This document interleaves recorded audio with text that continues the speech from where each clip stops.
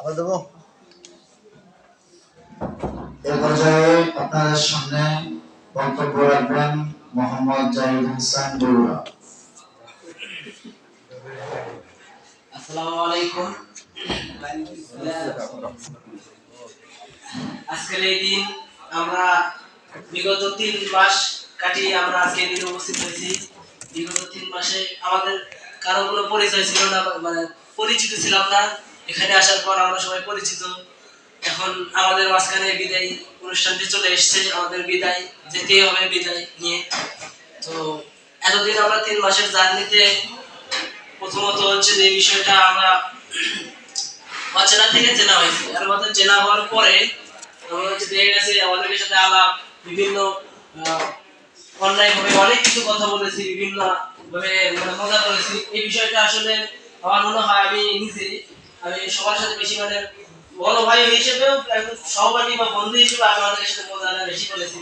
আর আমার রাগ আছে একটু, এটা আমি রাগটা কন্ট্রোল করতে খুবই কম পারি।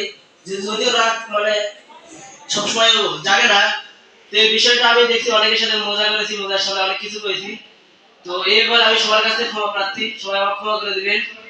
আর ইনশাল্লাহ আমিও আপনাদেরকে, যদি আমি মনে করি না যে কারোর সাথে আমার কোনো ইয়া হয়েছে, তবে আমি নিজের দৃষ্টিকোণ থেকে সবাইকে ক্ষমা করে দিছি। আর ভবিষ্যতে ইনশাল্লাহ কে কোথায় যাবে এটা হচ্ছে পরের ব্যাপার, বলা যাবে না কার সাথে কখন দেখা হবে, কার লাইফ কতদূর পর্যন্ত যাবে।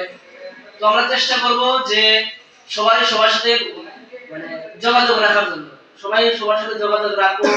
আল্লাহ তাআলা আমাদের এই যোগাযোগের ভিত্তিতে কোনো না একদিন মেলায় দিবে ইনশাআল্লাহ।